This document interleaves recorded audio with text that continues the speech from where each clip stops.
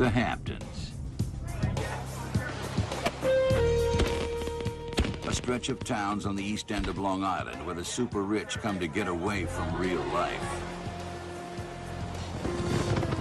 The most violent crime that I'm aware of in the Hamptons is a lady beat a parking enforcement officer over the head with a baguette for giving her car a ticket. On October 20th, 2001, East Hampton had its first homicide in 20 years. The crime scene, this 6-bedroom mansion on Middle Lane, an exclusive street 1 block from the ocean. Just a pitching wedge from the Seinfelds and the Spielbergs. It was a murder of the worst sort. It was violent, it was messy. I don't think anybody in the Hamptons would have expected this kind of homicide. The victim was Ted Ammon. The 52-year-old was a big fish even by East Hampton standards. A handsome, athletic financier worth upwards of $80 million. One of Wall Street's brightest stars snuffed out, just like that. The shock rippled through East Hampton. Everyone clamored to know what happened on Middle Lane that October night. He was bludgeoned to death. He was beaten. He suffered, conservatively, the medical examiner estimated 30 to 35 blows to the head with a heavy blunt object. 7825, code 6. There were few clues. No sign of a break-in, no indication of a robbery, no clear motive. At this point in time, everything's a motive, and his stature, his financial status are certainly things to be taken into consideration. But suspicion quickly swirled around 2 people. Ted Ammon's estranged wife, Generosa, and her 38-year-old live-in boyfriend, Danny Pelosi, an unlicensed electrician with a history of drug and alcohol problems. A lot of people who knew the Ammons reacted by saying, "So she did it at last." Could you just address the allegation? For the New York media, the scent of sex, blood, and betrayal was too tantalizing to pass up. We have nothing to say today. We have nothing to say today. The story would dominate local news for the next 3 years. Ted Ammon was a larger-than-life character, incredibly brilliant, very rich. But no matter how high he soared, he never forgot his humble roots. Ted grew up in a middle-class family outside of Buffalo, New York. He went to Bucknell University, where he majored in economics and played lacrosse. He seemed like a typical frat boy, with one exception. He was brilliant. Ted Ammon was sort of a small-town kid who made very, very good. Very smart guy who then ends up in the early 80s working for Kohlberg Kravis Roberts doing leveraged buyouts. Ted quickly became one of KKR's top guns. He made partner while still in his 30s. Money was pouring in by the millions. He was, by all accounts, incredibly sharp, very driven, extremely ambitious, but a very nice and personable guy. Ted's first marriage ended in divorce in 1983. Looking for a new apartment to rent, he made an appointment with a real estate agent named Generosa Rand, but never showed up. This was something he was prone to do. He was a little spacey for all his intelligence, flaky as one friend put it. Ted's friends might have forgiven him. Generosa did not. She got very angry about this and, called him up and confronted him about this. And there was something about this that he actually found sort of impressive, like the moxie of this woman. They dated for 3 years and wed in 1986. By all accounts, the marriage began well. It was a pretty good one, apparently, at the start. There was a lot of passion. At KKR, Ted had a role in the largest leveraged buyout of the decade, the $26 billion takeover of RJR Nabisco, a deal chronicled in the book Barbarians at the Gate. Then, in 1992, he struck out on his own. He was an entrepreneur, he started companies on his own, and he just built his wealth piece by piece. The Ammons bought luxury homes around the world. The mansion on Middle Lane, a luxury townhouse on Manhattan's Upper East Side, and a sprawling $6 million manor home in Surrey, England, called Coverwood. By one count, it had 50 rooms. By another count, it had 65 rooms. Apparently, it took $100,000 just to maintain the thing every year. But Ted Ammon also liked to give back. He served on the board of jazz at Lincoln Center and donated $15 million to his alma mater. He even put his chauffeur's son through college. Mr. Ted Ammon, I'm very sure for me, he's an excellent person. Generosa embraced the lavish lifestyle. She had come from such a different world. The only thing she knew about her father was his first name, Generoso. The story goes that Generosa's mother went to Italy, had a fling with this Italian sailor, came back, conceived a child from it, and called her Generosa. When Generosa was 10, her mother died of cancer. After that, she bounced around living with different families. Now that she was married, Generosa decided to save 2 children from her own fate. She and Ted adopted twins, a boy and a girl, Alexa and Gregory, from an orphanage in Ukraine. Wonderful kids. Alexa and Gregor is so beautiful, beautiful 2 children. Family life was good, but after a few years, something began to change in Generosa. She started to act erratically, dropping friends for no reason, flying into sudden rages over the slightest things. One contractor told me about planting 600 tulips for her in their East Hampton house in a shade agreed upon by her, and the next weekend she was ripping them all out in a fury, saying that it wasn't quite the right shade. Much of the rage was directed at her husband. A couple of times, when he's coming in, she received him big angry, big fire. The volatility that had once attracted Ted to Generosa now drove him away. By 1999, she was living with the children in England. He was living alone in New York. Convinced Ted was having an affair, Generosa hired a private detective. She was right. Her suspicions were confirmed, and that began the deterioration of the marriage and the suspicion that really took hold inside of her that her husband was hiding things from her, hiding money. Generosa returned to New York and filed for divorce. It was ugly from the start. She thought that Ted might be worth as much as $300 million. It took a long time for lawyers to hammer out an understanding that Ted was, in fact, worth something more like between 50 and 80 million, and that she would get some portion of that. While the lawyers battled over Ted's net worth, Generosa took aim at his cash flow. She and the children moved into a suite at the Stanhope, a swanky Fifth Avenue hotel, and began an expensive renovation on a $9 million townhouse. It required gutting, complete renovation. She took out a $3 million loan, started pouring money into it, started having everything redone.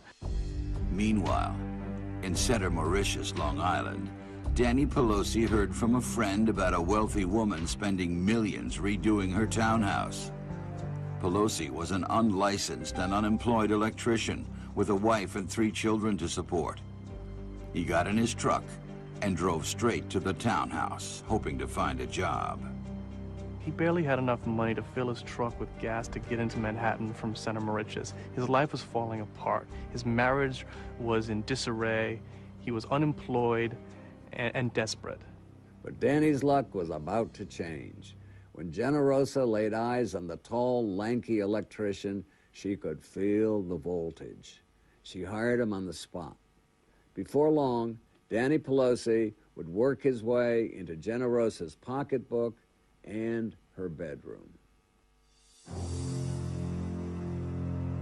After Ted Ammon's body was discovered in his East Hampton mansion, homicide investigators became tight-lipped. Definitely. There'll be no updates.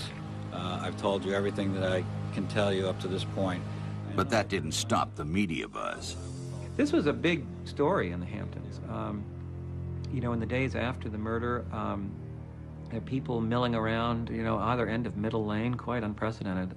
Murdered millionaires always make headlines, but this one had an estranged wife in love with a penniless electrician, and the plot was thickening. Reporters dubbed Generosa and Danny the princess and the pauper. But what happened after these two hooked up was no fairy tale. What attracted this society lady to the low-life tough was a mystery played out in the tabloids. He's handsome. I'm sure he was quite charming. You hear that from people who know him in his personal life. Perhaps Generosa saw a bit of herself in the rough-and-tumble Marlboro-smoking electrician. She was a working-class girl. She came from that kind of family. Pelosi certainly had that kind of background himself. He was also the antithesis of the man who had just broken her heart. She thought he was a regular blue-collar kind of guy who had family values, and he was, I guess in her mind, the opposite of her husband who had cheated on her. Whatever it was, it took hold fast. Before long, Danny was running the entire townhouse renovation project by day and sleeping in the boss's first-class hotel room by night. It was sort of the perfect revenge mode for Generosa because she was spending all her husband's money, having the renovation get more and more elaborate, and the money was going to her boyfriend. What could be better if you wanted to really stick it to your ex-husband? Indeed, Ted was troubled by the affair and worried how it would affect his children. He'd already had a couple DWIs at that point. You know, he had a very dubious history in other regards. I mean, he wasn't someone you necessarily wanted shepherding your young children around. For Danny, the affair provided entree into a world he'd only glimpsed from afar. Before long, he was handing out $100 tips at the Stanhope, running up $1,000 bar tabs with his buddies, living life like a millionaire. I got lucky. I met a woman with money, and I met a woman that loves me. Danny had a habit of often speaking about this hookup with Generosa Ammon as if it were akin to winning the lottery. He would always talk about it in almost mistressy terms. It was like he was the gigolo. By the summer of 2001, Danny seemed to have taken over Ted Ammon's life completely. He lived at the East Hampton mansion with Generosa. He drove Ted's cars around town, at one point getting arrested for another DWI. He even started dressing like Ted. Danny body snatched Ted Ammon's life. It's just amazing the sort of speed and alacrity with which he just kind of swooped in there. By October 2001, Ted and Generosa's lawyers finally hammered out a settlement. They agreed that Ted was worth $46 million after debts and taxes, and Generosa would get half of it. They would also split custody of the children. All it required were the signatures of husband and wife, and that was it. They were going to be done. They were going to begin their separate lives. With the divorce nearly final, Ted seemed reinvigorated. He had a new girlfriend and was ready to begin the next chapter of his life. He felt actually optimistic, you know. He was through that worst part. He was a very fit, vigorous guy, age 52, very youthful looking. In a sense, he still had his whole life, or most of it, ahead of him. On Saturday, October 20th, Ted climbed into his Porsche and drove to East Hampton for a quiet weekend on Middle Lane. That night, he dined alone at his favorite restaurant, ordering tuna steak and a few glasses of white wine. He went for a walk on the beach and called his girlfriend from his cell phone. Then he returned to the mansion alone. On Monday morning, Ted Ammon didn't show up for work. Not only has Ted failed to show for a meeting, but he hasn't made any arrangements for his children to be picked up from school. Very unusual for him. Everybody started calling me from the office and asking to me if Mr. Ammon called me or not. I called Mr. Ammon to his cell, I think 4 or 5 times, and he's never answered. Ted's business partner, Mark Angelson, picked up Milt Macias, chartered a helicopter, and flew to East Hampton. Ted's car was in the driveway, and his 3 dogs were out back, barking loudly. They found the garage door open and the burglar alarm off. They searched downstairs, calling Ted's name. Ted, Mr. Ammon, Mr. Ammon. There was no answer. So they moved upstairs, still calling his name. Ted. He's not moving, he's not answering. Say, Milton, something is wrong, big wrong here. Then, in the master bedroom, they found his body. Downstairs, Ted's money clip was sitting out with $1,800 in it. That obviously tells you that it's not a burglary, it's not a robbery. Also, the nature of the crime itself. This was a very, very brutal crime. It was an upfront 30 blows to the head. This was a personal motive. It tells you this is somebody who's got a real anger at this individual. Shortly after the murder, Ted Ammon's first wife, Randy Day, contacted me, and I met with her in the coffee shop at the Waldorf Astoria. Even though Ted and Randy had divorced almost 20 years before, they'd remained close friends. She was devastated and angry. Ted had told her, "That woman won't be satisfied until I'm dead." 2 days later, he was dead. Police wanted to question the widow and her boyfriend. Both claimed to have solid alibis for the weekend, but they refused to speak to investigators. Instead, Generosa hired a defense attorney who specialized in murder cases. Why? Maybe it was just a smart, preemptive decision by someone who could anticipate that questions would be asked, or maybe it was something else. As the days after the murder stretched into weeks, the story began to die down. Then, in mid-November, lawyers opened Ted Ammon's will and discovered a bombshell. As it turns out, Ted's will had not been updated since 1995. It was almost certainly going to be updated as a consequence of getting formally divorced. But the divorce papers hadn't been signed yet. The will was untouched. And as for Ted's fortune, Generosa was getting it all. Just like that, Generosa went from a wealthy ex-wife to a filthy rich widow. Most people in her shoes would lay low, but not Generosa. She and her high school dropout boyfriend seemed determined to cause a stir. In the weeks after Ted Ammon was murdered in his East Hampton mansion, his estranged wife Generosa and her live-in boyfriend Danny Pelosi refused to cooperate with investigators. Most of us, if the police said, "We've got to ask you some questions," well, maybe we'd know to have our Miranda rights read to us, but we would feel obligated to say what we knew about the murder of our spouse. Instead, the couple hired a high-powered legal team, but it didn't keep them out of the media glare.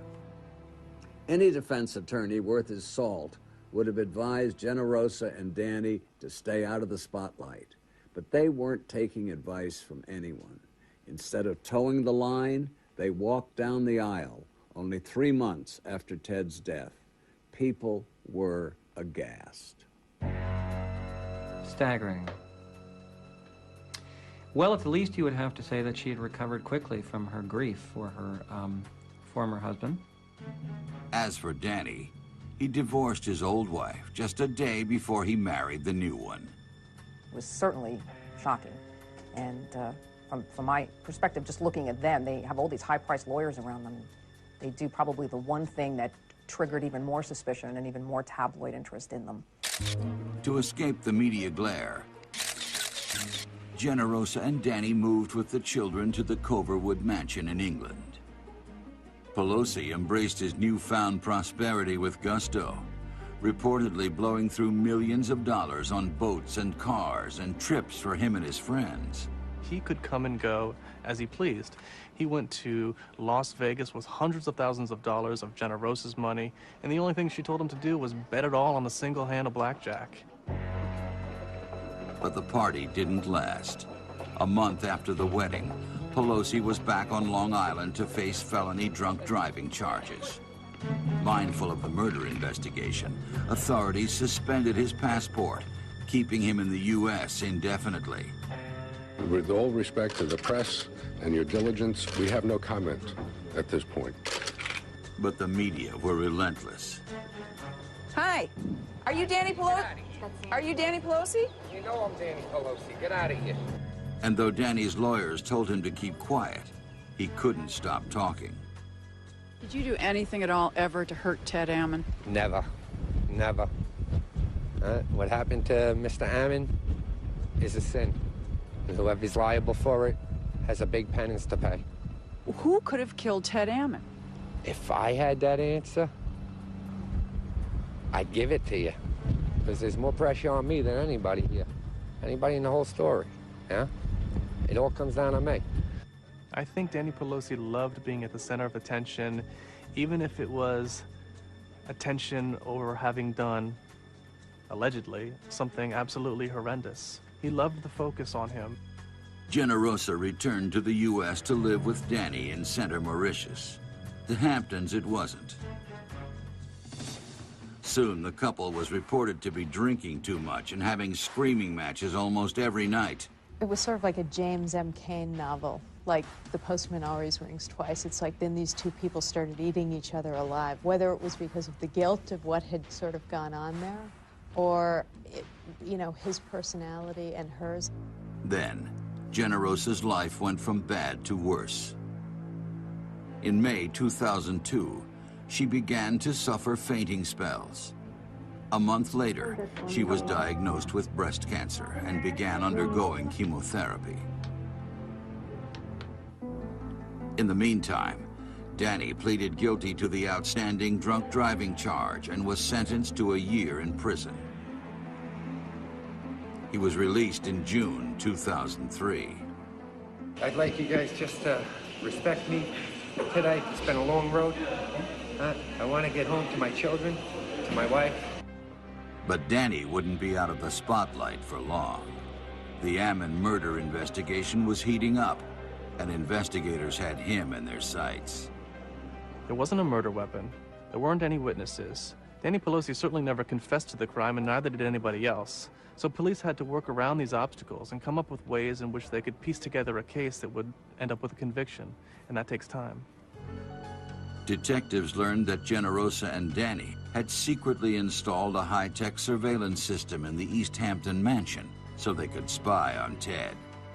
So, of course, that would give you a movie of the crime. You'd have an image of the killer coming up the stairs and entering into the master bedroom. What's better than that?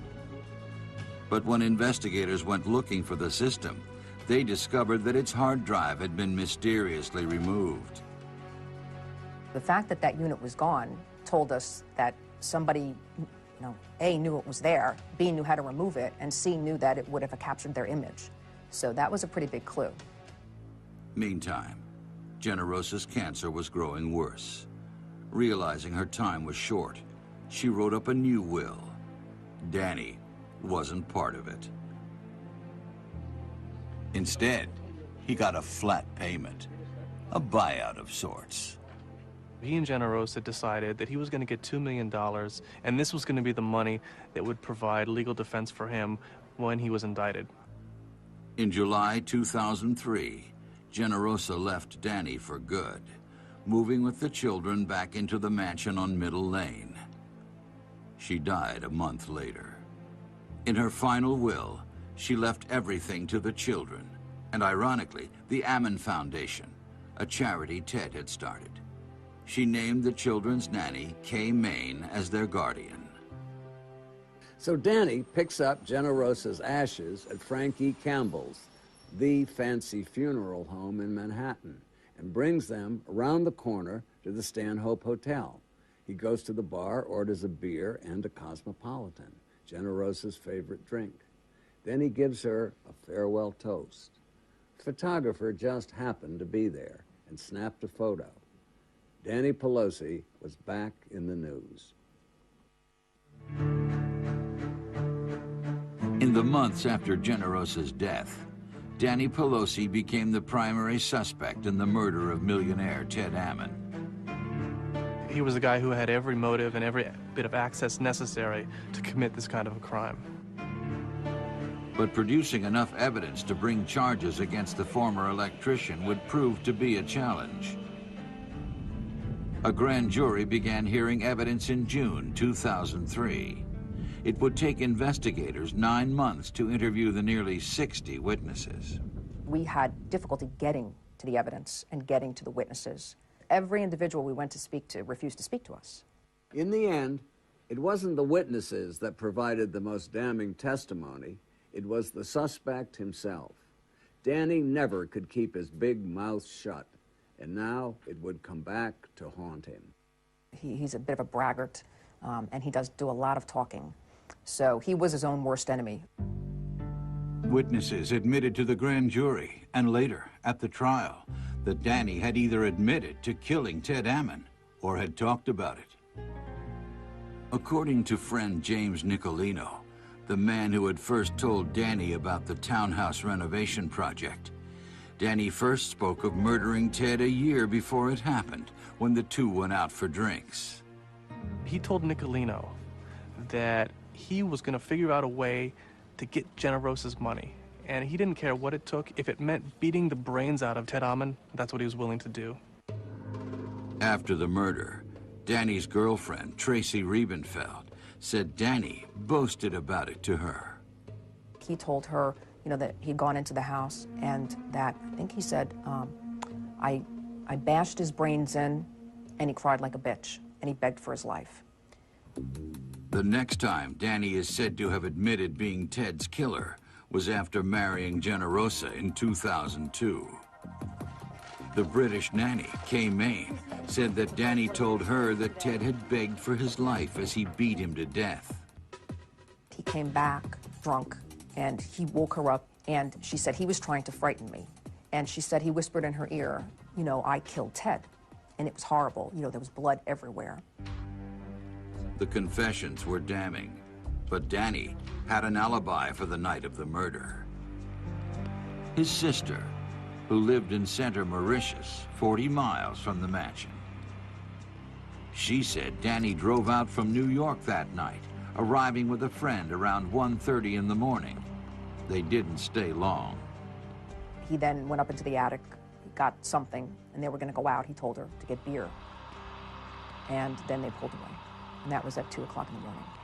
She didn't see him again until after 8 the next morning. To the DA's office, Danny's alibi seemed full of holes. Their medical examiner had estimated the time of death to be between 1 and 5 a.m. Danny could have easily left his sisters at 2, made the 45-minute drive to East Hampton, killed Ted, and been back at his sister's before dawn. Danny's sister wasn't just a weak alibi. She also provided incriminating information about Danny's activities on that fateful night. She hugged him goodbye. He was wearing a leather jacket. She said she felt something in the coat pocket and it felt hard, and she asked him, you know, what's going on here? And he told her nothing, you know, not to worry about it, go to bed. More damning information came from Danny's own father. He said the day after Ted's murder, Danny asked him an ominous question. Danny approached him and said, you know, if you had something and you wanted to get rid of it, you know, or put it somewhere where no one would ever find it, how would you do it? There was no smoking gun, but Danny's incriminating statements gave the district attorney enough to move forward and file charges. In a case that lacks such fundamental pieces of evidence as a murder weapon, as a confession, as eyewitnesses, when you're lacking all of those things, what you really need are people who are going to give testimony that's damaging, and that's what these people did. They didn't see the crime being committed themselves, but they spoke to Pelosi afterwards, and he told them directly that he was the one that did it. On March 23, 2004, nearly 2.5 years after Ted Ammon's death, Daniel Pelosi was indicted for second-degree murder. Facing 25 years to life, Danny put his fate into the hands of criminal defense attorney Gerald Shargell. Our case can defeat their case, period. Jerry Shargell had been in the headlines before. Back in 1990, when the government went after mobster John Gotti, the Teflon Don, Shargell gave him his non-stick reputation. His counsel doesn't come cheap, but Danny had $2 million to spend thanks to Generosa. The DA's office was up against some big guns and a huge war chest. But the prosecution came out swinging, announcing a stunning development on the day the trial was to begin. We have 2 additional witnesses that we expect to testify, and that those witnesses had direct admissions from the defendant in this murder. Are they fellow inmates? Direct admissions from the defendant. The prosecution announced it had 40 hours of secret jailhouse recordings between Danny and another inmate, Clayton Moultrie. Danny allegedly asked Moultrie to beat up a witness and intimidate jurors. He was offering him $500 per tooth and certain things for a broken jaw. In hopes of reducing his own sentence, Moultrie went to the authorities.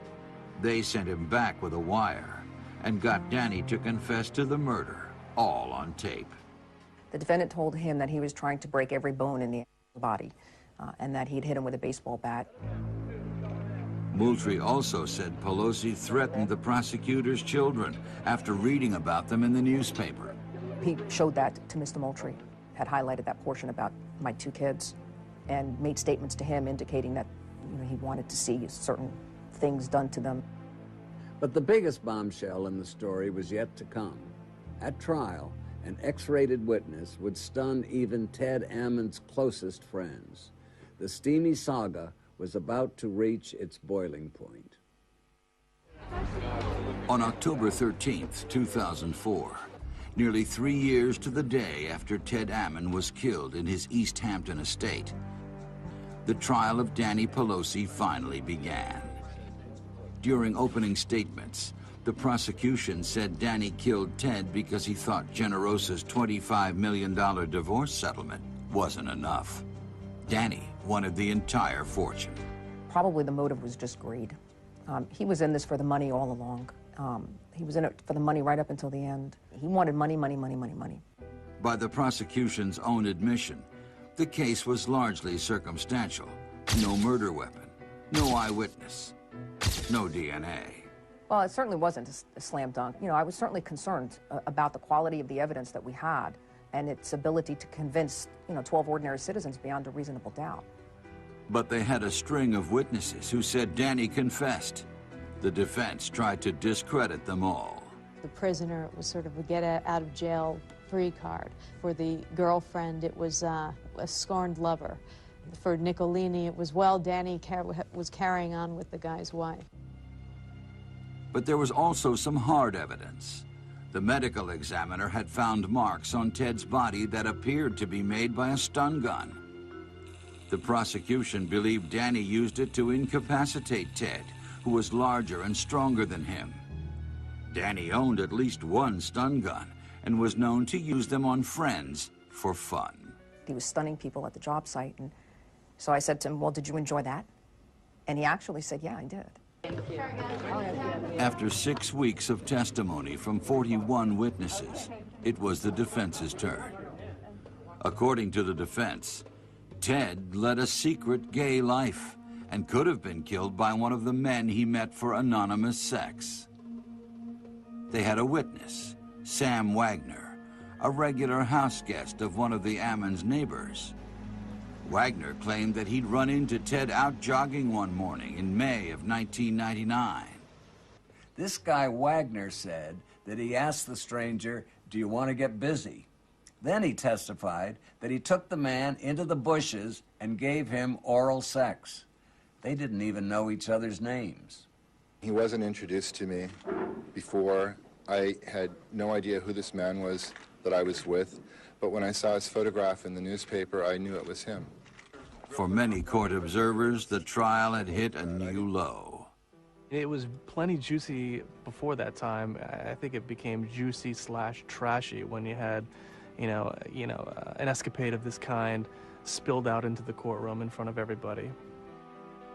Suddenly, the defense theory that a secret gay lover had attacked Ted didn't seem so far-fetched. After all, Ted was naked when the police found his body, and the bed sheets were missing. Why would somebody take the bedclothes? Maybe there's some trace of semen. Then there was the last call Ted ever made to his girlfriend at 9:44 p.m. the night he was killed. He left a message saying he was at a gay beach.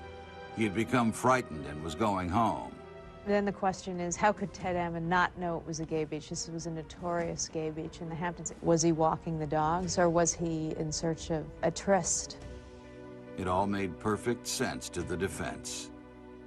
They said that Ted Ammon was conflicted sexually, and they used that phone message as a piece of evidence in the picture that they were painting of a man who would, from time to time, have homosexual encounters. And what they suggested to the jury was that on the night that he died, he brought a man home from the beach, and that man eventually killed him. After only 5 days, Danny Pelosi's defense team was preparing to rest. That's when the trial, already full of startling twists, took yet another unexpected turn. Danny Pelosi was going to testify. I looked at the defense lawyer and I said, "You've got to be kidding me." And he said, "Nope."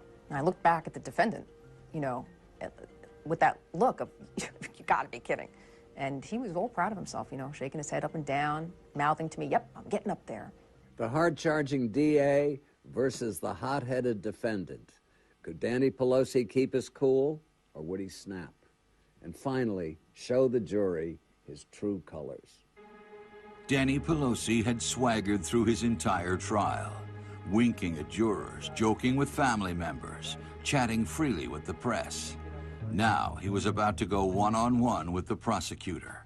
And this is one of these guys that you think, oh, please let him take the stand. At least let me have some fun. Here was this confrontation that everybody had been waiting for. The diminutive prosecutor, this real pit bull of a woman facing off against Pelosi, who made no secrets about hating her. Everybody was dying to see what was going to happen. It was a 5-hour showdown. Under a withering cross-examination, Danny claimed he never wanted Ted Ammon's money and never killed the millionaire. As for the witnesses who said he confessed to the murder, Danny said they were all mistaken. Danny seemed to be turning in an Academy Award performance. The tough-talking thug transformed into a cool, calm guy next door. But the jury saw through his charade. He himself got a little bit hot under the collar. You could see that he was trying to hold it back. He was trying, really, really trying to hold his inner feelings back. But it did come through to us. Under a final redirect, Danny said Generosa had once asked him to kill Ted, but that he declined. Telling the jury that she asked me to kill her husband, I thought was damning for him, not helpful. I don't think that there's a 1-800 hotline for Upper East Side overindulged women who want to kill their husbands. They don't have that kind of hotline. So where would she go to find somebody to do this? She didn't have to go far. He was sleeping in the bed next to her. The next day, during closing arguments, Danny's lawyer suggested it was Generosa who murdered Ted Ammon, a theory he recapped for the press outside. Generosa was a person filled with rage and hatred. Danny Pelosi testified the day before yesterday that she asked him to murder Ted Ammon, and he refused. So I think that Generosa Ammon is actually someone to consider. The tactic didn't fly with the jury. The gay lover didn't work, so now let's go after the dead lady. It did seem to me that they were grasping at straws at the end. The jury deliberated through the weekend. By Monday morning, the verdict was in. Most days there had always been buzzing and people talking. At that moment it was just silent, and there was just a palpable tension and nervousness in the air. When we went into the courtroom and had to read that we found him guilty, I don't think there was any of us who was not shaking. absolutely shaking. When he heard the guilty verdict, Danny Pelosi, the man who had always seemed to have something to say, was for the first time silent. He was crying, he had his head in his hands. He just had the look of complete and utter defeat. In the end, it was the preponderance of evidence that brought Danny down. There was really not one piece of evidence by itself. It was all of the evidence. What Janet Albertson did was paint the picture for us, but Danny signed his name to it. A month and a half after the verdict, Danny Pelosi was sentenced to the maximum, 25 years to life in prison. I've convicted the right man, and I'm ready for him to go away into a cell where no one has to hear him talk anymore. He has gotten more than his fair share of attention, and now it's time to just slam the door shut and leave him to rot where he belongs. We'll never really know what role Generosa played in her husband's murder. Was she merely a pawn in Danny's plan, or had she pulled all the strings? It's a secret she took to her grave. For Court TV, I'm Dominic Dunn.